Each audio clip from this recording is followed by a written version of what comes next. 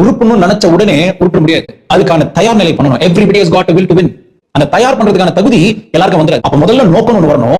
நோக்கம்னு வந்த உடனே உங்களுக்கு 4 எண்ணம் தானாவே வரும். என்ன? Present life is a continuation of past life and preparation of next life. அப்ப பாஸ்ட் தான் உண்மை ஜெனியூனா நீங்க திங்க் பண்ண உடனே ஒரு நேர்மையான மனிதனுக்கு இந்த 4 எண்ணம் வரும். அந்த எண்ணத்தை பார்த்து பயந்துடாதீங்க.